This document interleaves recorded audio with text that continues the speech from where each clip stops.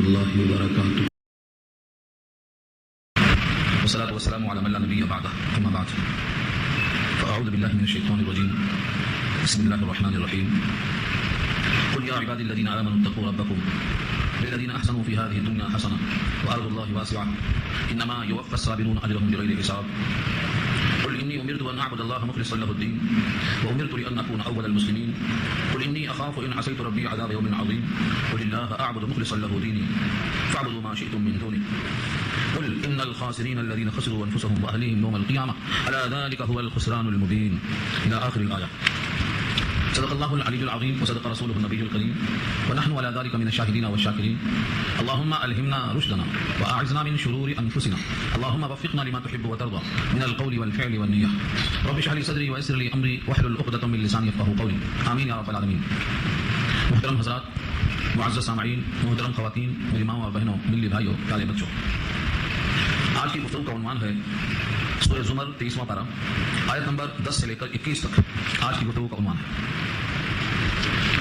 گزشتہ درس میں پہلا رکوع ہو چکا تھا، اب یہاں سے سورت کا دوسرا رکوع شروع ہو رہا ہے۔ پہلی بات جو گزشتہ رکوع میں ختم ہوئی تھی کہ علم والے اور علم کے بغیر جو رہنے والے ہیں یہ دونوں برابر نہیں ہیں۔ جن کو علم نہیں ہے اور جن کو علم ہے یہ دونوں برابر نہیں ہیں، اور ان آیتوں سے نصیحت حاصل کرنے والے صرف وہی ہیں جو عقل والے ہیں، مغز والے ہیں، بھیجے والے ہیں۔ اب یہاں سے اللہ نے ان بھیجے والوں کی یعنی مغز والوں کی نشاندہی کی ہے کہ جو اپنے پیدا کرنے والے ذات پر یقین کر چکے ہیں، ایمان لا چکے ہیں، وہ عقل مند انسان ہیں، جنہوں نے اپنے آپ کو پہچان لیا، اپنے مالک کو پہچان لیا اور اپنے مستقبل کی تیاری کر لی، یہ عقل مند ہیں، یہ ایمان والے ہیں۔ ان کے لیے اللہ کا ایک حکم ہے جس میں ماننے والے کی بھلائی پوشیدہ ہے۔ تو ابھی آپ کہہ دیجیے، اسے غیر امر ہے، یا عبادی، اے میرے بندو۔ بندے دو قسم کے، ایک نہ ماننے والے اور ایک ماننے والے۔ یہاں میرے وہ بندو الذین آمنوا، جو ایمان لائے، جو مان لیے، جو اپنے مالک کو، اس کے ذات اور صفات کو تسلیم کر لیے۔ میرے بندے یعنی وہ بندے جو میری ذات پر یقین کر چکے۔ یا عبادی الذین آمنوا، یہ اللہ کا خطاب نبی کے توسط سے ان ایمان والے بندوں کو ہے جو اللہ کی ذات اور صفات کو تسلیم کر چکے۔ دوسرے وہ بندے جو ابھی ایمان نہیں لائے، وہ بھی بندے ہیں لیکن ابھی وہ تک اللہ کی ذات اور صفات کو تسلیم نہیں کر سکے، تو ان کے لیے پہلا ہی حکم ابھی باقی ہے کہ وہ ایمان لائیں۔ لیکن جو ایمان لا چکے ان کے لیے اگلا قدم یہ ہے اتقوا ربکم، اپنے رب سے ڈرو۔ ڈرنا تو ان کو بھی ہے، لیکن جب وہ رب کو مانتے ہی نہیں، رب کو پہچانتے ہی نہیں، رب کی صفات سے واقف ہی نہیں، جو اپنے مالک کی ذات اور صفات سے واقف نہیں ہے، تو اس سے ڈرنے کا سوال بعد میں ہوتا ہے۔ اس لیے یہ خطاب ایمان والوں سے، قل یا عبادی الذین آمنوا اتقوا ربکم، کہہ دیجیے مومنوں کو میری طرف سے کہہ دیجیے، اے وہ لوگ جو ایمان لے آئے ہو اپنے رب سے ڈرو، اتقوا ربکم۔ ڈرنا جس کا نام تقویٰ ہے، یہ کئی دفعہ آپ سن چکے ہیں۔ اللہ تعالیٰ کا خوف سانپ بچھو کی طرح نہیں بلکہ عظمت کے ساتھ، جلال اور کبریائی، اس کی رحمت اور شفقت اور اس کا کرم سوچ کر کہ اس نے ہم کو اتنا دیا ہے، اتنی نعمتیں برساتی ہیں کہ ہم ان کو گن نہیں سکتے، تو محبت، عظمت، احترام کے ساتھ اس سے ڈرنا۔ ربکم سے اشارہ یہ ہے کہ تمہارا وہ رب ہے، اس لیے ڈرنا ہے۔ رب کہتے ہیں عدم سے وجود میں لانے والا، پال کر درجہ کمال تک پہنچانے والا، درجہ بدرجہ ہر حاجت کو پوری کرنے والا۔ یہ اس کی علت ہے اور ریزن ہے کہ تم کو ڈرنا کیوں ہے، اس کی عظمت تمہارے سامنے کیوں، اس لیے کہ تم کو پیدا کرنے والا ہے۔ تمہارا وجود اس کی قدرت کا مظہر ہے، اگر وہ اپنی قدرت کا اظہار نہ کرتا تمہارا وجود دنیا میں نہ ہوتا، اس لیے تم کو اسے ڈرنا ہے۔ اور صرف اس لیے ڈرنا نہیں ہے کہ وہ ہمارا رب ہے اس لیے ڈرتے رہنا ہے، ساتھ میں ڈرنے پر ایسا اجر رکھا ہے کہ اگر تم اپنے مالک کو پہچان کر اس سے ڈرتے رہے، اس کا حکم بجا لائے، تو سنو ہمارے پاس احسان کرنے والوں کے لیے بہترین قسم کا بدلہ بھی موجود ہے۔ اگلے ٹکڑے میں کہا گیا للذین احسنوا فی ہذہ الدنیا حسنہ، ان لوگوں کے لیے حسنہ ہے جنہوں نے اس دنیا میں نیکی کے کام کیے۔ ایسا نہیں ہے کہ پیدا کر دیا اب تم کو صرف ڈرنا ہے، نہیں، اس ڈرنے کے سلے میں تم کو بہترین انعام ملنے والا۔ احسنوا، جنہوں نے حسن سلوک کیا، اللہ کے حکم بجا لایا، نبی کے ساتھ جو عظمت کا برتاؤ ہے وہ بجا لایا، ماں باپ کے ساتھ جو ان کے حقوق ہیں ان کو بجا لایا، اپنے جتنے واجبات ہیں، حقوق واجبات، ان تمام کو ادا کرتا رہا، ان تمام کو ادا کرتا رہا، تو اللہ نے اس کے بدلے میں کیا رکھا ہے؟ حسنہ کے بدلے میں حسنہ رکھا ہے۔ للذین احسنوا فی ہذہ الدنیا حسنۃ، یہ حسنۃ خبر ہے، حسنہ ہے، حسنہ کس کے لیے ہے؟ نیک صلہ کس کے لیے ہے؟ جنہوں نے اس دنیا میں اچھا کام کیا، احسنوا، عمدہ کام کیا۔ عمدہ کی تعریف جو دل میں آئے وہ عمدہ ہے نہیں، جو دل چاہے وہ عمدہ ہے یہ بھی نہیں، جو لوگ کہتے ہیں عمدہ ہے وہ بھی نہیں، ساری کائنات کہتی ہے عمدہ یہ بھی نہیں، عمدہ وہ ہے جو مالک کو پسند آئے، اور مالک نے اپنی کسوٹی بھیج دیا ہے نبیوں کی شکل میں، اور آخری نمونہ ہے سید الانبیاء محمد مصطفیٰ صلی اللہ علیہ وسلم۔ تو جو آپ کو پسند ہے وہ گویا اللہ کو پسند ہے، اسی پر تولا جائے گا انسان کے عمل کو، بولنا اسی کے مطابق، چلنا اسی کے مطابق، ہنسنا اسی کے مطابق، کھانا اسی کے مطابق، کمانا اسی کے مطابق، کاروبار اسی کے مطابق، یہ اللہ کو پسند ہے، یہ نمونہ کامل۔ اللہ کے نبی کی پوری زندگی ہمیں اختیار کرنا ہے، یہ نمونہ کامل۔ تو اس آیت میں ہمیں کیا ملا؟ رب ہونے کے ناطے ہمیشہ صرف ڈرتے رہنا نہیں ہے بلکہ ڈرنے کے بدلے میں بہترین صلہ ملنے کا وعدہ اللہ کی طرف سے۔ للذین احسنوا فی ہذہ الدنیا حسنہ، نماز پڑھنا، روزہ رکھنا، تلاوت کرنا، کمانا، زکات دینا، حج کرنا، یہ سارے کام جو واجبات میں سے فرائض میں سے ہیں ان کی پوری تکمیل کرنا۔ اب کوئی کہہ سکتا ہے کہ ہمارے پاس ماحول نہیں، ہمارے پاس ماحول نہیں، ہم تو کفرستان میں ہیں، ہم تو بتوں کی سرزمین میں ہیں، ہم تو اس مقام پہ ہیں جہاں کروڑوں خداؤں کی پوجا کی جاتی ہے، ہم اس ماحول میں اپنے حقیقی مالک کو کیسے پہچانیں؟ اللہ نے فرمایا اگلے ٹکڑے میں اس کا جواب دیا ہے، وَأَرْضُ اللَّهِ وَاسِعَةٌ، اللہ کی زمین کشادہ ہے، کیوں پڑے ہو؟ جہاں اللہ کا نام لینا مشکل ہے وہاں کیوں رکھتے ہو؟ کیا وجہ ہے؟ کیا میری زمین تنگ ہے؟ ارض اللہ واسعہ، اللہ کی زمین کشادہ ہے، اللہ کی زمین اتنے کشادہ ہے کہ آج بھی اس کا عطا پتہ سب نے متعین نہیں کیا، اتنے کشادہ۔ مکے والوں کو تنگی ہوئی، طائف چلے گئے، طائف میں تنگی چلی حبشہ چلے گئے، حبشہ میں تنگی ہوئی مدینہ چلے گئے۔ اللہ کی زمین پر کر کے دکھا دیا لوگوں نے، وارض اللہ واسعہ، اور اللہ کی زمین بڑی کشادہ ہے۔ واسعہ مانے وسیع ہے، ایسا نہیں ہے کہ یہاں تنگی ہے تو ہر جگہ تنگی ہے۔ اگر تمہیں یہاں نمازوں کے لیے سہولت نہیں، تلاوت کے لیے سہولت نہیں، اللہ کے ذکر کے واسطے سہولت نہیں، اپنے رسول کے نمونے پر چلنے کی سہولت نہیں، تو اللہ کی زمین کشادہ ہے۔ اب دوسرا سوال پیدا ہوتا ہے کہ یہاں ہمارے وسائل ہیں، وہاں ہمارے وسائل نہیں ہیں، تو اس کے لیے اللہ نے دو وعدے کیے، ایک دنیا کا ایک آخرت کا۔ دنیا کا وعدہ دوسری آیت میں آ چکا ہے، سورہ 5واں پارہ، کیا فرمایا؟ ہم وعدہ یہ کرتے ہیں کہ جو ہماری خاطر ایک مقام کو چھوڑ کر دوسرے مقام پر جائے گا، ہم اس کے رزق میں اتنا کشادگی کر دیں گے کہ وہ دنیا میں تنگی محسوس نہیں کرے گا۔ ومن یخرج من بیتہ مہاجرا الی اللہ ورسولہ، اس آیت کے انداز سے بھی، اور دوسری آیت ہے ومن یخرج، جو اپنے گھر سے نکلے گا اللہ کے راستے میں، یجد فی الارض مراغما کثیرا، تو زمین میں بڑی گنجائش پائے گا، بڑی فراوانی پائے گا۔ ہم نے کسی مہاجر کو محتاج نہیں دیکھا، سن لو کان کھول کے، مہاجر ہمیشہ خوشحال ہوتا ہے، یہ اللہ کا وعدہ ہے، مگر شرط یہ ہے کہ وہ ہجرت اللہ کے لیے ہو۔ ابراہیم نے اپنے بیٹے اسماعیل کو، بیوی ہاجرہ کو لقد صحرا، چٹیل میدان، وادی غیر ذی زرع مکے میں بسا دیا۔ دنیا جانتی تھی کہ یہاں بھوکے مر جائیں گے، پیاسے مر جائیں گے، کسی کو یقین نہیں تھا کہ یہاں پر حیات کے آثار ہیں، یہاں تو موت کی آواز نظر آتی ہے، پہاڑ ہے، پانی تک نہیں ہے، پرندے چرندے حیوانات تک نہیں ہے، لیکن بیوی ہاجرہ نے کہا اللہ کا حکم ہے تو ہمیں وہ آباد کرنے کے لیے ہوگا، برباد کرنے کے واسطے نہیں ہوگا۔ آج دنیا مکے کو ترستی ہے دیکھنے کے لیے، مکہ جو لقد صحرا تھا آج دنیا ترستی ہے دیکھنے کے لیے، وہاں کے فروٹس جو تازے ملتے ہیں وہ کائنات میں کہیں نہیں ملتے، جو رحمتیں وہاں برستی ہیں کائنات میں کہیں نہیں برستی۔ کیا ہے یہ ابراہیم علیہ السلام نے جو صبر کیا اور ملک شام کو چھوڑ کر مکہ مکرمہ کو بسایا۔ دیکھا آپ نے مہاجر کی برکت، صحابہ کرام میں عبد الرحمن بن عوف کو دیکھا جو مکہ چھوڑ کے مدینہ آ گئے تھے، عثمان غنی کو دیکھا، ان کے مالوں کا تذکرہ کروں گا تو رکوع بدل جائے گا، بات نکل جائے گی، آپ خود ان کی تعریف پڑھ لو کہ ہاتھ میں کچھ نہیں تھا، پہلے دن ان کے ہاتھ میں صرف پنیر تھی جس کو بیچا ہے، اور اس کے بعد عبد الرحمن بن عوف نے اتنے بڑے بڑے قافلوں کا صدقہ کیا ہے کہ آج کوئی بڑا دلدار دینے کو تیار نہیں ہے۔ عثمان غنی 36,000 درہم میں ایک کنویں کو خرید کر خیرات کیا ہے، آج ہے کوئی پانی کا انتظام کرنے والا؟ آج لوگ سوچتے ہیں یہ ہے مہاجر کے لیے اللہ کی وسعت کے وعدے یہ دنیا میں، اور اس آیت میں جو کہا گیا ہے انما یوفی الصابرون اجرهم بغیر حساب، اس کے سوا اور کچھ نہیں کہ جو صبر کرنے والے ہیں پورا ان کو ان کے اجر کا صلہ دیا جائے گا، بغیر حساب کے معنی حساب کتاب کر کے نہیں دیا جائے گا، الگ حساب دیا جائے گا۔ کیوں؟ صبر کا بدلہ، اللہ فرماتے ہیں الصبر ثوابہ الجنہ، صبر کا بدلہ جنت ہے، صبر کا بدلہ میں خود دوں گا، صبر کا بدلہ حساب کے بغیر دوں گا، الگ حساب دوں گا۔ کیوں؟ اس نے میری خاطر اپنا سب کچھ چھوڑ دیا ہے، اس لیے میں گن کے نہیں دوں گا، اس کو حساب کے بغیر دوں گا۔ تو یہ اللہ کا وعدہ ہے، کس کے لیے وعدہ ہے؟ جو زمین میں تنگی محسوس کرے اور اللہ کے حکم کو پورا کرنے کے لیے ترک وطن کر دے تو دنیا میں بھی وسعت دیکھے گا اور آخرت میں بھی حساب حقدار بن جائے گا۔ یہ وعدہ اللہ نے کیا ہے، دنیا میں بھی وعدہ، آخرت میں بھی وعدہ۔ بہت سے ایسے کام ہیں جن میں آخرت میں تو وعدہ ہے، دنیا کا وعدہ نہیں ہے، لیکن ترک وطن کرنے والے کے لیے اللہ نے دونوں جہاں میں وعدہ کیا ہے۔ کیوں؟ کیونکہ دنیا ڈراتی ہے کہ وطن کو چھوڑ دو گے تو کھانا کہاں سے ملے گا، پانی کہاں سے ملے گا، کھانا پانی دنیا نہیں دے سکتی، رزاق ہی اس کا فراہم کرنے والا ہے، اسی کو رزاق کہا جاتا ہے۔ بقیہ صاحب عبد الرزاق ہے، اس سے لے کر دینے والے کوئی بھی ایسا نہیں ہے جو رزاق بن جائے، وہ ایک ہی ہے جو رزاق ہے، بقیہ صاحب عبد الرزاق۔ عبد الرزاق کے ساتھ رہنے پر رزق کی امید ہے لیکن رزاق کے والے پر رزق کی امید نہیں ہے، یہ سنایا رب کریم نے یہاں پر۔ اب اس کے بعد نبی صلی اللہ علیہ وسلم سے کہوایا گیا قل، جو اوپر بھی قل تھا یہاں بھی قل ہے، اس کے بعد کی آیت میں بھی قل ہے، مسلسل قل کا مطلب کیا ہے؟ اے نبی آپ کہہ دیجیے میری طرف سے کفار قریش کو اور آپ کے ارد گرد رہنے والوں کو، اس آیتوں کے پڑھنے والوں کو میری طرف سے آپ حکم پہنچا دیجیے، قل کہہ دیجیے انی امرت ان اعبد اللہ، بے شک میں حکم دیا گیا ہوں کہ بندگی کروں اللہ کی۔ دیکھا آپ نے اللہ کے نبی کس کی بندگی کرتے ہیں؟ اللہ کی، اور یہ خود نہیں اللہ نے مجھے یہ حکم دیا ہے، یہ اطلاع دے دو۔ تو سید الانبیاء اللہ کی بندگی کرتے ہیں، اب اس سے معلوم ہو گیا کہ سید الانبیاء سے بڑا اس زمین پر کون ہو سکتا ہے جو یہ کہا دے کہ میری بندگی کرو اللہ کو چھوڑ دو، کون کہنے والا ہے؟ اور یہ بھی سید الانبیاء کی بندگی بحکم خدا ہے، کہہ دو کہ میں حکم دیا گیا ہوں من جانب اللہ، مجھ کو حکم آیا ہے ان اعبد اللہ، کہ میں اللہ کی بندگی کروں۔ کس طرح؟ مخلصاً خالص کرتے ہوئے، یہ حال ہے میری بندگی میں اخلاص ہو، میری بندگی میں کسی کی شرکت نہ ہو، مخلصاً لہ الدین، دین کو اس کے لیے خالص کرتے ہوئے، عبادت کو اس کے لیے خالص کرتے ہوئے، یعنی اسی میں بندگی میں کوئی جز کسی اور کے لیے نہ ہو، بندگی میں اگر قیام ہے تو بھی اسی کے لیے، رکوع ہے تو بھی اسی کے لیے، سجدہ ہے تو بھی اسی کے لیے، تسبیح ہے تو بھی اسی کے لیے، اور آنسو کے قطرے ہیں تو بھی اسی کے لیے، اور تصور ہے عبادت کا اور ابدیت کی شان کا تو بھی اسی کے لیے، عظمت اور کبریائی کا احساس ہے تو بھی اسی کے لیے۔ تصورات میں اگر کسی کی عظمت آ جائے کسی اللہ کے غیر کی تو یہ میرے حکم کے خلاف ہے، حکم کیا ہے؟ اس کے لیے دین کو میں خالص کروں، جس چیز کا نام دین ہے اور جس چیز کا نام عبادت ہے اور جس چیز کا نام ابدیت اور بندگی اور سلوک ہے، میں اس کو خالص اللہ کے لیے کروں، یہی مجھے اللہ نے حکم دیا۔ اس سے ہمیں بات معلوم ہوئی کہ اللہ کی بندگی میں غیر اللہ کو شریک نہیں کیا جا سکتا، یہ ایک پہلو ہے، اگر سمجھ میں آ گیا تو اس کا دوسرا جز جب آپ کو سمجھ میں آئے گا تو آنکھ کھلے گی کہ ہم نے تو اب تک بندگی میں غیر اللہ کو شریک کیا ہے، قربانی کیا، قربانی میں غیر اللہ کو شریک کر لیا، زکات دیا، غیر اللہ کو شریک کر لیا، ہم نے نذرانے دیے، غیر اللہ کو شریک کر لیا، ہم نے نہ جانے کن کن بندگی کے موقف میں اللہ کے غیر کو شریک کر لیا، جبکہ اللہ کے نبی کو حکم دیا ہے کہ بندگی میں کسی کو شریک نہ کرو، بندگی خالص اللہ کی کرو، یہ پیغام دیا ہے۔ وہ امرتو یہ اسی پر عطف، اسی پر جوڑ، وہ امرتو اوپر کیا تھا؟ انی امرتو، یہاں کہا وہ امرتو، ہاں، اور اس کا بھی حکم دیا گیا ہوں میں، وہ امرتو لان اکون اول المسلمین، اس بات کا حکم دیا گیا ہوں کہ میں ہو رہا ہوں اول المسلمین، پہلا اطاعت کرنے والا، پہلا حکم بردار، سب سے پہلے میں اللہ کا حکم پورا کروں۔ پہلا ہونے میں آخری ہونے میں کیا فرق پڑتا ہے معلوم ہے آپ کو؟ پہل کرنا کس کو بولتے ہیں؟ پہل کرنا، لوگ بولتے ہیں سب برابر، سب برابر نہیں، اسلام تو سب لوگ لائے، ایمان تو سب لوگ لائے، لیکن فتح مکہ سے پہلے جو اسلام لائے ان کا مقام، فتح مکہ کے بعد جو اسلام میں آئے ان کا مقام، دونوں میں زمین و آسمان کا فرق کر دیا۔ جو نبی کے زمانے میں ایمان لائے اور نبی کے زمانے کے بعد ایمان لائے، دونوں میں زمین و آسمان کا فرق کر دیا۔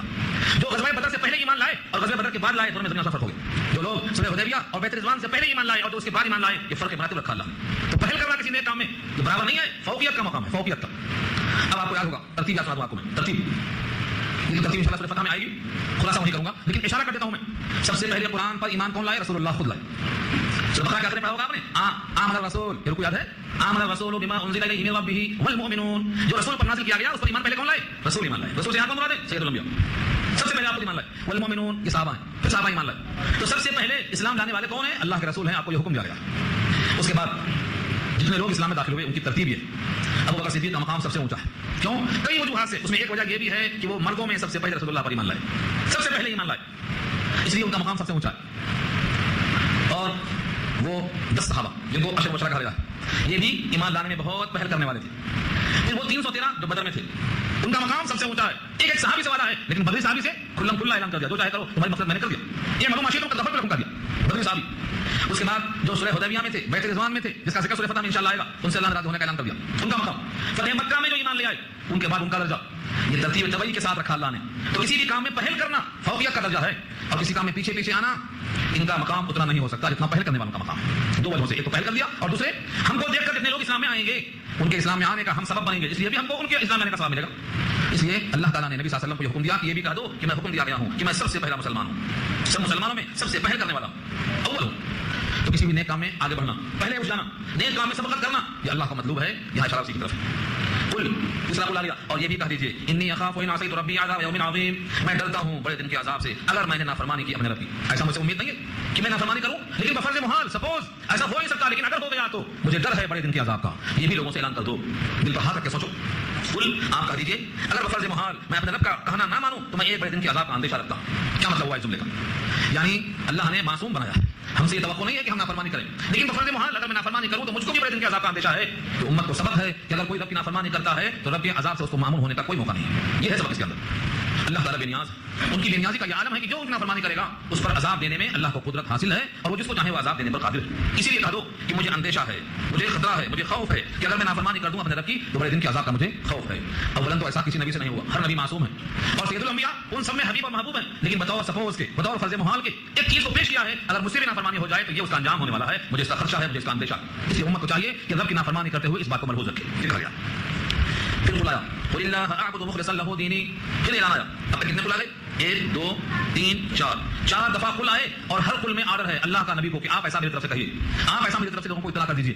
اب آخری چیز کیا ہے؟ قل، آپ یہ بھی فرما دیجیے اللہ اعبد. یہ اللہ جو پہلے آیا ہے یہ آبجیکٹ یعنی مفعول ہے، اور مفعول کو جب مقدم کرتے ہیں ورب سے پہلے لاتے ہیں تو اس میں ہی کا معنی پیدا ہوتا ہے. ہی یعنی قل اللہ اعبد مخلصا له دینی، کہہ دو میں بندگی اللہ ہی کی کرتا ہوں، اللہ ہی کی کرتا ہوں. اگر ہوتا اعبد اللہ تو میں بندگی کرتا ہوں اللہ کی، لیکن اللہ پہلے اور اعبد کو بعد میں کرنے کا مطلب کیا ہے؟ میں اللہ ہی کی بندگی کرتا ہوں. قل اللہ اعبد، کہہ دو میں اللہ ہی کی بندگی کرتا ہوں. مخلصا له دینی، میرے دین کو اس کے لیے خالص کرتے ہوئے، میری بندگی کو اس کے لیے خالص کرتے ہوئے. یہ تو میرا اعلان ہے اور اللہ کی طرف سے اعلان ہے. اور اب تم سن لو تمہیں کیا کرنا ہے. فاعبدوا ما شئتم، تم بھی بندگی کرو جس کی چاہتے ہو، تمہاری مرضی، من دونہ اس کو چھوڑ کر. اگر تم اس کو چھوڑ کر جس کی چاہتے ہو بندگی کر لیتے ہو تو کر لو، اس کا انجام کیا ہے؟ خسارہ. تم کو جس کی بندگی کرنا ہے کر لو، یہ میں اعلان کرتا ہوں اللہ کی طرف سے، لیکن کسی کی بندگی جو اس کے علاوہ ہے اس بندگی میں کیا ہے؟ خسارہ. قل، یہ بھی آپ کر دو. ان الخاسرین الذین خسروا انفسهم واهلیہم یوم القیامہ. گھاٹا، خسارہ کس کو بولتے ہیں؟ خسارہ اردو میں استعمال ہے. خاسر کہتے ہیں گھاٹا اٹھانے والے کو. والعصر ان الانسان لفی خسر میں یہ بات سن چکے ہیں، سارے انسان خسارے میں. یہاں کہا خاسر، اس میں فاعل ہے، خسارے میں پڑنے والے، نقصان کو اٹھانے والے، پورے کے پورے اپنے کاروبار میں نقصان اٹھانے والے. الخاسرین کون ہے؟ قل ان الخاسرین، کہہ دو بے شک خسارے والے، الذین خسروا انفسهم واهلیہم یوم القیامہ، جنہوں نے گنوا دیا اپنے آپ کو بھی اور اپنے اہل و عیال کو بھی قیامت کے دن. کس کے حوالے کیا؟ آگ کے، خود بھی آگ کے حوالے اور اہل و عیال کو بھی جہنم کے حوالے. سب سے بڑے گھاٹے والی ہے. دنیا میں گھاٹا کوئی گھاٹا نہیں، جان چلی گئی تب بھی گھاٹا نہیں، مال چلا گیا تب بھی گھاٹا نہیں، اولاد چلی گئی تب بھی گھاٹا نہیں، ساری کائنات چلی گئی تب بھی گھاٹا نہیں. جب تک ایمان باقی ہے گھاٹے سے محفوظ. لیکن یہ جو انسان ہیں جنہوں نے قیامت کے دن اپنی جانوں کو اور اپنے متعلقین کو سب کو ضیاء کر دیا، ضائع کر دیا، یہ لوگ صحیح گھاٹے والے ہیں. یہ کس نے کہا؟ اللہ کی طرف سے نبی نے کہا. اللہ بھی سچے، اللہ کا نبی بھی سچے، اور ان دونوں کا یہ پیغام ہے کہ جنہوں نے اپنے ایمان کو گنوا دیا، اپنے مالک کو نہیں پہچانا، اپنے پیدا کرنے والے کو نہیں پہچانا، وہ قیامت کے دن گھاٹے میں خسارے میں ہوں گے، جنہوں نے اپنے آپ کو برباد کر دیا، اور اس دن کے گھاٹے کی تلافی کی کوئی شکل نہیں. اس لیے آگے فرمایا الا ذالک هو الخسران المبین، آگاہ رہو وہ گھاٹا اور وہ خسارہ کھلا ہوا گھاٹا ہے. خسران المبین کے معنی ایسا گھاٹا ہے جو کھلا کھلا دنیا میں جتنے انسان ہیں سب کی موجودگی میں اعلان ہوگا، فلاں ابن فلاں شخص جہنم کے لیے منتخب کر لیا گیا، اب کبھی بھی یہ سرخرو نہیں ہو سکتا. یہ اعلان سب کے سامنے ہوگا، علی رؤوس الاشہاد، برسر محفل اعلان کر دیا جائے گا کہ فلاں ناکام ہو گیا اور فلاں کامیاب ہو گیا. اور وہ خسارہ کھلا ہوا خسارہ ہے جس کے بعد کوئی شکل سنبھلنے کی نظر نہیں آئی. اس گھاٹے میں، اس خسارے میں کیا حاصل ہوگا؟ یہاں جب خسارہ ہوتا ہے تو آدمی کے ہاتھوں سے چلا جاتا ہے، جو کچھ ہے ملکیت میں قبضے میں سب چلا جاتا ہے، یہ یہاں کا خسارہ. لیکن جب وہاں کا خسارہ ظاہر ہوگا تو کیا ہاتھ میں آئے گا؟ اللہ فرماتے ہیں لہم من فوقہم ظلل من النار ومن تحتہم ظلل. یہ ہے خسارہ. لہم ان کے لیے، من فوقہم ان کے اوپر سے ہوگا، ظلل کے معنی چھاؤں، اور چھاؤں کس کی ہوگی؟ من النار آگ کے شعلوں کی چھاؤں ہوگی. بھلا آگ کے شعلوں میں کوئی راحت ملنے والی ہے؟ ٹھنڈک ملے گی، اس سائے میں سرور ملے گا، اس سائے میں کچھ راحت نظر آئے گی؟ یہ تو ایک طنز ہے کہ ان کے لیے اوپر سے چھاؤں کس کی ہوگی؟ آگ کے شعلوں کی چھاؤں ہوگی. ومن تحتہم ظلل، اور نیچے سے بھی ان کے آگ کی چھاؤں ہوگی. بھیا نیچے سے بھی آگ محیط ہوگی، اوپر سے بھی آگ محیط ہوگی. جس طرح سورہ اعراف میں آ چکا ہے، اوپر سے غواش نیچے سے غواش، یعنی اوپر سے بھی آگ نیچے سے بھی آگ. یہ ان کی خسارے کی جگہ ہوگی. ومن تحتہم ظلل، اور اس کے نیچے سے بھی چھاؤں ہوگی آگ کے شعلوں کی. بستر بھی اور تکیا بھی اور اوڑھنا بھی سب آگ ہی آگ ہوگا. ذالک یخوف اللہ بہ عبادہ، یہ ہے وہ چیز کہ اللہ ڈراتا ہے اس کے ذریعے سے اپنے بندوں کو، جو اللہ کو اپنا بندہ، جو اللہ کو اپنا رب مانتے ہیں اور خود کو اللہ کا بندہ تسلیم کرتے ہیں، اللہ ان اپنے بندوں کو اس عذاب سے ڈراتے ہیں. لہذا آگے فرمایا یا عبادی فتقون، یا عبادی دال کے نیچے زیر ہے یہاں یا معذوف ہے، اور فتقون نون کے نیچے زیر ہے یہاں بھی یا معذوف ہے. یا عبادی اے میرے بندو، فتقونی مجھ سے ڈرو، کیونکہ مجھ سے ڈرنے میں تمہارا فائدہ ہے اور میرے غیر سے ڈرنے میں تمہارا نقصان ہے. یا عبادی فتقون، اے میرے بندو، اے وہ لوگ جن کو میں نے پیدا کیا ہے، جن کا وجود میرے قدرت کا اظہار ہے، مجھ سے ہی ڈرو. اب یہاں سے ایک بندے کے لیے رہنمائی آ گئی. کون سے بندے تھے یہ؟ جو اپنے رب پر ایمان لا چکے. ذکر کر چکا ہوں شروع میں. یہاں سے اب تک مخاطب وہ بندے تھے جو اپنے رب کو رب مان چکے، جو ایمان والے تھے، یہ ان کے واسطے ہدایتیں تھیں. اب ان کے واسطے سنو جنہوں نے اپنے رب کو اب تک رب نہیں مانا، اپنے پیدا کرنے والوں کو اور اپنے پیدا کرنے والے کے ذات اور صفات کو اب تک سمجھا نہیں ہے، بلکہ اللہ کے غیر کی پرستش میں لگے ہوئے ہیں. اب یہاں سے خطاب ان بندوں سے، والذین اجتنبوا الطاغوت ان يعبدوها وانابوا الى الله لهم البشرى فبشر العباد الذين يستمعون القول فيتبعون احسنه. اللہ تعالیٰ نے اب اس سلسلے کلام جاری رکھا ہے کہ جن لوگوں نے بتوں سے اجتناب کیا، بتوں کی پرستش سے اجتناب کیا. کفار قریش میں کچھ لوگ ایسے تھے جو اگرچہ ابھی اسلام میں داخل نہیں ہوئے تھے لیکن بتوں کی پرستش کرنے سے وہ پرہیز کرتے تھے. ان میں کئی لوگوں کے نام ہیں، جیسے زید بن عمر بن نفیل، زمانے جاہلیت میں بھی وہ بتوں کی پرستش سے اجتناب کرتے تھے. اور سعید بن زید کا نام آتا ہے، سلمان فارسی کا نام آتا ہے، ابو ذر غفاری کا نام آتا ہے. یہ سب لوگ زمانے جاہلیت میں بھی بتوں کی پرستش کرتے رہے. بعد میں ایمان میں آئے، اس وقت ایمان میں داخل نہیں ہوئے تھے لیکن بتوں کی پرستش سے اپنے آپ کو روک کے رکھا تھا. ایسے لوگوں سے خطاب ہے. والذین اجتنبوا الطاغوت، اور جنہوں نے اجتناب کیا طاغوت سے. طاغوت سے مراد کیا ہے؟ شیطان. شیطان کی عبادت سے پرہیز کیا، یعنی ہر وہ عمل جس سے شیطان خوش ہوتا ہے اس سے اپنے آپ کو بچا کے رکھا. ان یعبدوها، یعنی مراد غیر اللہ کی عبادت ہے، اس کی بندگی سے اپنے آپ کو روک کے رکھا. وانابوا الی اللہ، اور متوجہ رہے اللہ کی طرف. انابوا الی اللہ، پہلا کہ بتوں کی پرستش سے اپنے آپ کو بچا کے رکھا، دوسرے اللہ کی طرف متوجہ رہے. فرمایا لہم البشریٰ، ان کے واسطے بشارت ہے. فبشر عباد، تو آپ خوشخبری سنا دو میرے بندوں کو، وہ مستحق ہیں خوشخبری سنانے کی، خوشخبری سنا دی جائے. کچھ لوگ ایسے تھے جو بعد میں ایمان میں آئے اور پہلے جب تک ایمان میں نہیں آئے تھے اس وقت بھی توحید پر قائم تھے اور شرک سے اجتناب کرتے رہے. ان بندوں کو اللہ تعالیٰ نے بشارت دے رکھی ہے. ان کی یہ صفت بہت اہم ہے. الذین یستمعون القول، جو لوگ سنتے ہیں بات کو. قول سے مراد کون سا قول یہاں پر؟ الذین یستمعون القول، القول کے معنی بات، اور بات کس کی سنتے ہیں؟ اللہ کی. تو القول میں جو الف لام ہے اس سے مراد اللہ کا قول یعنی کلام اللہ سنتے ہیں، اللہ کا قول سنتے ہیں. فیتبعون احسنہ، اتباع کرتے ہیں اس کے احسن کی. تھوڑا سا یہاں رک کر کے سوچو. قرآن کریم کو سنتے ہیں اور اس میں جو احسن چیز ہے اس کی اتباع کرتے ہیں. قرآن کریم میں تو پورا کا پورا احسن ہی ہے. جب پورا قرآن کریم احسن ہے تو یہ جملہ جو کہا گیا ہے کہ ان میں سے جو اچھی باتیں ہیں، احسن باتیں ہیں، ان کی اتباع کرتے ہیں. کیا مطلب؟ جب پورا قرآن احسن ہے. شارحین نے اسی تفسیریں کئی انداز کی ہیں، تھوڑا سا میں بھی سنانا چاہتا ہوں تاکہ آپ سمجھ میں آئے. قرآن کریم میں دو قسم کے احکام ملیں گے، ایک افضل اور ایک جائز. مثلا آپ کو کسی نے ستایا، تھپڑ مارا، آپ اس کے بدلے میں تھپڑ مارتے ہیں، قصاص لیتے ہیں، انتقام لیتے ہیں، یہ جائز. لیکن معاف کر دینا افضل ہے. نہیں افضل؟ تو یہ جو لوگ بندے ہیں، یہ قصاص لینا جو جائز ہے اور حسن ہے اس پر عمل نہیں کرتے، بلکہ جو معاف کر دینا احسن ہے اس پر عمل کرتے. قرآن پورا سنتے ہیں لیکن اس میں جو چیز احسن ہے اس پہ عمل کرتے ہیں اور حسن کو چھوڑ دیتے ہیں. مثلا سفر میں روزہ رکھنا، سفر میں روزہ رکھنا جائز ہے، روزہ توڑ دینا یہ بھی جائز ہے، مسافر کے لیے واجب نہیں ہے. لیکن اگر کوئی رکھتا ہے تو یہ عزیمت ہے اور نہیں رکھتا ہے تو رخصت اور اجازت ہے. اب یہ بندے کیا کرتے ہیں؟ عزیمت پہ عمل کرتے ہیں کہ میرے رب کا حکم ہے جب تک جان میں جان ہے روزہ ہم رکھیں گے، جان اسی کی ہے. یہ کیا ہے؟ عزیمت پہ عمل ہے، یہ ہے احسن. پورے قرآن کریم کا یہی حال ہے کہ اس میں دونوں قسم کے احکامات ملتے ہیں. تنہا نماز پڑھ لیا جائز ہے، جماعت سے پڑھا افضل ہے. تو کس میں عمل کرنا ہے؟ جماعت سے پڑھنے میں. مہینے کے 3 روزے رکھنا سنت ہے، نہ رکھنا بھی جائز ہے، لیکن حضور کا عمل 3 روزے رکھنے کا ہے تو اس پر عمل کرنا یہ احسن ہے.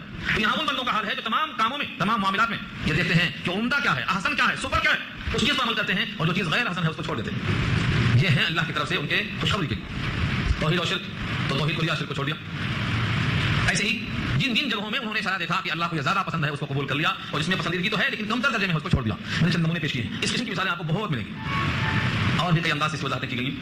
بہرحال اشارہ یہ ہے الذین یستمعون القول فیتبعون احسنہ، جو لوگ سنتے ہیں کلام الہی کو اور اتباع کرتے ہیں اس کی اچھی اچھی باتوں پر. اولئک الذین ہداہم اللہ، وہی لوگ ہیں کہ اللہ نے ان کو ہدایت دی. تو اللہ نے ان کو ہدایت دی، ہداہم اللہ مطلب کیا ہوا؟ اب تک تو اپنی فطرت سے وہ بچتے رہے، اپنی فطرت سے اچھائیوں کو قبول کرتے رہے، لیکن اس بت پرستی سے بچنے کی وجہ سے، اچھے کام کی تلاش کی وجہ سے، احسن پر عمل کی وجہ سے ہداہم اللہ، ان کو ہدایت دے دی اللہ نے اور ان کو توفیق ایمان ہو گئی. ہداہم اللہ واولئک هم اولو الالباب، اور وہی لوگ ہیں جو اہل عقل ہیں. الباب لبن کی جمع ہے، لبن کے معنی مغز اور بھیجا اور دماغ کا گودا. یہ لوگ عقل والے ہیں، فہم والے ہیں، یہ لوگ اللہ کی ہدایت پانے والے ہیں. معلوم ہوا کہ ان کو اللہ تعالیٰ نے ان کے صاف ستھرے کردار کی وجہ سے اور حق کی تلاش کی وجہ سے ان کو ہدایت دے دیا، اور یہ عقل اور فہم، یہ گروہ درمیان میں کچھ دن تک اپنے فہم سے کام کرتا رہا، ہدایت مل گئی، یہ بھی صاحب ایمان ہو گیا۔ اب تیسرا گروہ وہ ہے جس نے احسن کی اتباع نہیں کی، کلام اللہ کو نہیں سنا، منمانی خواہشیں پوری کرتے رہے، ہر دھرمی پہ ان کی زندگی گزر گئی۔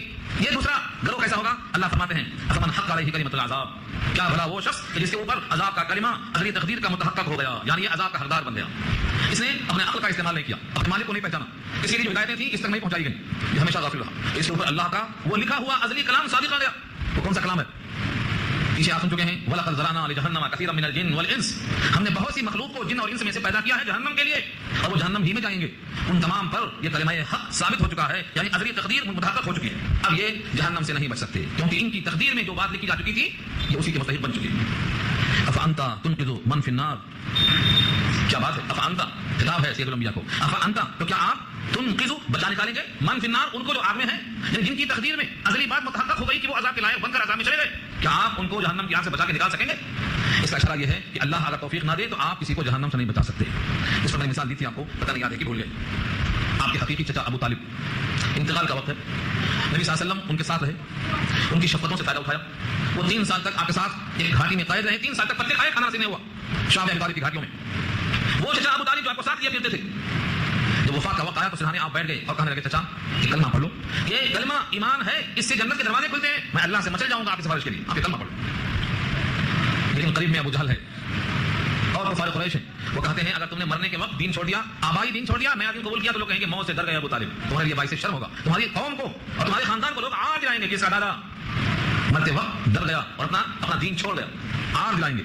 یہ بار بار وہ کہتا رہا اور حضور بار بار یہ کہتے رہے، آخر میں ابو طالب نے کہا کہ مجھ کو آگ پسند نہیں ہے، میں نار اختیار کرتا ہوں، اخترت النار علی العار، میرے اولاد کو لوگ آگ جلائیں، مجھے یہ بات پسند نہیں ہے۔ بالآخر وہ مذہب عبد المطلب پر ہی انتقال کر گئے، اور نبی صلی اللہ علیہ وسلم کوشش کرنے کے باوجود یہ اللہ کی منظوری نہیں مل سکی۔ تو مطلب کیا ہوا؟ جن کے حق میں ایمان نہیں ہے ان کو آپ جہنم سے باہر نہیں نکال سکتے۔ افانت تنقذ من فی النار، یہ اشارہ ہے۔ تو کیا آپ ایسے شخص کو جو کہ علم الہی میں دوزخ میں ہے چھڑا سکتے ہیں؟ نشان ہے سوالیہ، یعنی جن کے حق میں تقدیر جہنم ثابت ہو چکی ہے اس کو آپ نہیں بتا سکتے۔ جس کو اللہ چاہے، اللہ کی چٹکیوں میں دل ہے، وہ جدھر چاہے پلٹا سکتے ہیں۔ سب کے دل اللہ کی رحمان کی چٹکی میں، سب کے دل۔ انا ملک الملوک وقلوب الملوک فی بیدی اقلب کیف اشاء، میں بادشاہوں کا بادشاہ ہوں اور بادشاہوں کے دل میری چٹکی میں ہیں، میں جس طرح چاہتا ہوں پلٹتا پھرتا ہوں، اللہ کی مشیت۔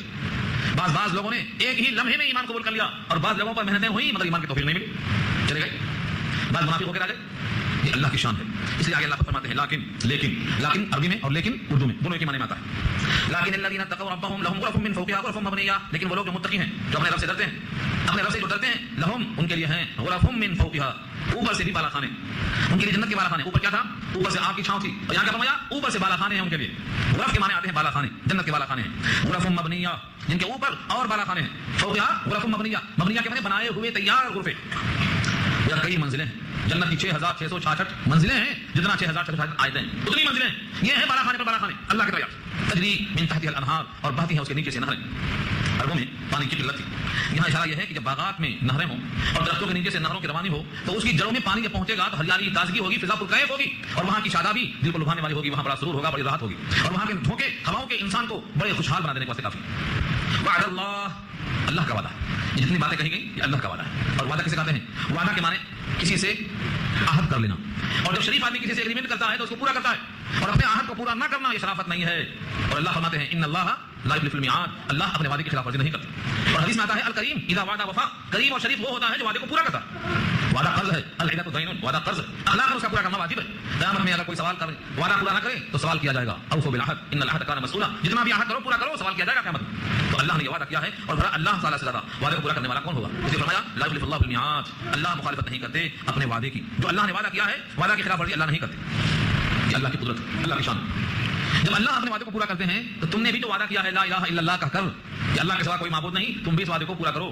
تم نے بھی ایک وعدہ کیا ہے اشہد ان محمدا عبدہ ورسولہ کا کر، کہ میں گواہی دیتا ہوں سید الانبیاء محمد صلی اللہ علیہ وسلم اللہ کے بندے ہیں، اللہ کے رسول ہیں، تم بھی اپنے اس وعدے پر قائم رہو، یعنی ان کی بندگی، ان کی رسالت کو تسلیم کرنے کا مطلب ان کے طریقے کو ہو بہو اپناؤ۔ تم کیوں اپنے وعدے کی خلاف ورزی کرتے ہو؟ اگر تم وعدے کی خلاف ورزی نہیں کرو گے تو اللہ بھی اپنے وعدے کو پورا کریں گے، اور اللہ اس پر قادر ہے۔ اب اللہ کی قدرت کے مناظر کو ایک آیت میں سمیٹ کے پیش کیا ہے تاکہ آپ دیکھیں اور سمجھ جائیں کہ اللہ کتنے قادر ہے، قدرت دیکھو اللہ کی، تاکہ سب سمجھ جائیں کہ اللہ اس پر قادر ہے۔ جنت والی ایسا بالا خانہ جس میں باغات ہیں، نیچے سے نہریں جاری ہیں، اس بالا خانے کو دینے پر وہ قادر ہیں، یہ وعدہ ہے۔ اس قدرت کو جاننے کے لیے اللہ نے مثال پیش کی ہے، الم ترى ان الله انزل من السماء ماء فسلكه ينابيع في الارض ثم يخرج به زرعا مختلفا الوانه ثم يهيج فتراه مصفرا ثم يجعله حطاما۔ اللہ نے اس آیت میں قدرت پیش کی. دیکھو تم نے کبھی غور سے دیکھا ہے الم ترا؟ کیا تم نے دیکھا؟ ہاں ہر انسان کہے گا ہاں دیکھا. اگر حق ماننے کا اور ہر دھرمی سے گریز کا احساس ہے تو ہر آدمی کہے گا ہاں دیکھا. کیا دیکھا؟ ان اللہ انزل من السماء ماء، بے شک اللہ نے اتارا آسمان سے پانی. آسمان سے مراد سمت سما، آسمان سے نکلنا ضروری نہیں ہے، سمت سما بلندی کو سما کہا جاتا ہے. وہاں سے بادلوں کو نچوڑ کر پانی برسایا. تم نے دیکھا؟ آپ نہیں بلکہ ساری کائنات کہے گی ہاں ہم نے دیکھا. کوئی اس میں انکار نہیں کرے گا کہ اوپر سے پانی برسایا. پانی کا برسانا یہ ایسا عمل ہے جو اس بات کی غمازی کرتا ہے کہ وہ جب چاہے پانی برسا کر نہریں بنا کر باغات کو شاداب کر کے ہمیں پیش کرنے پر قادر ہے. یہ ہے دلیل. پھر پانی برسا کر چھوڑ دیا نہیں کہ ہم نے پورا سال کا خرچہ بھیج دیا جمع کر لو. کہاں رکھتے آپ؟ پانی کے بغیر چلنے والا نہیں ہے. ایک دن پانی کے بغیر نہیں چلتا، مگر پانی رکھتے گا. اتنا بڑا تمہارے پاس کوئی اصلاح کرنے کا مقام تھا. اللہ فرماتے ہیں ہم نے تمہارے لیے انتظام بھی کر دیا. فسلکہ، پھر چلایا اللہ نے اس پانی کو ینابیع فی الارض، زمین کے اندر چشموں کی شکل میں. ینابیع ینبوع کی جمع، ینبوع کے معنی چشمے، اردو میں کہتے ہیں منبع، پانی کا چشمہ. پانی کا چشمہ اس کو منبع کہتے ہیں، منبع علم کا چشمہ. تو پانی کو اللہ تعالیٰ زمین کے اندر چشموں کی شکل میں پھیلا دیتے ہیں. ینابیع فی الارض، زمین کے سوتوں میں داخل کر دیتے ہیں. اب پانی زمین میں چلا گیا. یہ مضمون سورہ مومنون پر 18 میں آ چکا ہے. فاس کرنا ہو فی الارض، ہم زمین میں اسٹاک کر دیتے ہیں. وَإِنَّا عَلَىٰ ذَهَابٍ بِهِ لَقَادِرُونَ، اور ہم چاہیں تو اپنی قدرت سے اس پانی کو اتنا نیچے اتار دیں کہ تم نہ پہنچ سکو. بورنگ فیل ہو گیا بولتے 600 فٹ تک گئے پانی نہیں ملا. اتنے نیچے گئے مگر پانی نہیں ملا. یہ بھی اللہ کی قدرت ہے کہ ہم پانی کو اتنے نیچے کر دیں کہ تمہاری قدرت سے باہر ہو جائے. اللہ کی قدرت ہے. تو ہم نے پانی کو زمین میں چلایا. پھر اس پانی کے ذریعے سے ہم نے مختلف قسم کے سبزے کو پیدا کیا. ثم پھر یخرج به، نکالتا ہے وہ اس پانی کے ذریعے سے زرعن. زراعت کہتے ہیں اردو میں، عربی میں زرعن ہے. اسی زرعن سے زراعت بنا ہے، کاشتکاری کے تمام پودے. اس میں گیہوں ہو، چاول ہو، گنے ہو، جتنے بھی زمین سے نکلنے والے ہیں سب زرعن میں آ گئے اور سب زرعن میں آیا. فرماتے ہیں مختلفاً الوان ہو، مختلف ہیں اس کے رنگ. الوان لون کی جمع، لون کے معنی رنگ. مختلفاً حالت ہے. کبھی آپ دیکھتے ہیں درخت کے پتے نکلتے ہیں شروع میں تو لال ہوتے ہیں. آم کے پتے دیکھو پہلے لال نکلے، پھر وہ بعد میں ہرے ہو گئے، پھر بعد میں پیلے ہو گئے. سرسوں کا دانہ کبھی دیکھا آپ نے؟ اس میں کتنے قسم کے، کبھی پیلا ہے کبھی کاسنی ہے. بیگن کو دیکھو الگ رنگ ہے، انار دیکھو الگ رنگ ہے. زمین ایک ہے اور پانی ایک ہے، لیکن رنگوں میں اتنا فرق کر دیا رب کریم نے. یہ کس کی قدرت ہے؟ یہ پانی کی قدرت نہیں ہے نا، مٹی کی قدرت ہے. زمین ایک ہے، پانی ایک ہے، لیکن رنگ دیکھو الگ الگ. یہ ہے مختلف الوانوں. جو اللہ ایک زمین سے اور ایک پانی سے اتنے رنگ پیدا کر سکتا ہے، وہ جنت کی نہروں میں تمہارے واسطے اتنے ذائقے پیدا کرنے پر قادر ہے. بس ہم نمونہ یہ ثم یہیج فتراه مصفرا، پھر وہ کھیتی بالکل خشک ہو جاتی ہے. ثم یہیج، پھر اوپر اٹھتی ہے. اب وہ ہریالی دھیرے دھیرے ختم ہو کر زردی آ جاتی ہے، پیلا پن آ جاتا ہے. ثم یہیج، پھر وہ ابھرتی ہے اوپر. فترا، پھر تم اس کو دیکھتے ہو مصفرا، زرد ہو گئی، پیلی ہو گئی. اتنی پیلی ہو گئی، اتنی پیلی ہو گئی کہ تم کہتے ہو اب پک گئی، کٹنے کے لائق ہو گئی. اب کاٹو گے تو ہاتھ میں کچھ آئے گا، اور نہیں کاٹو گے زمین دوز ہو جائے گی، بچا نہیں سکو گے. فترا مصفرا ثم یجعلہ حطاما، پھر کر دیتے ہیں اس کو بالکل روندی ہوئی، چورا چورا. حطاما کے معنی روندی ہوئی، چورا چورا کی ہوئی.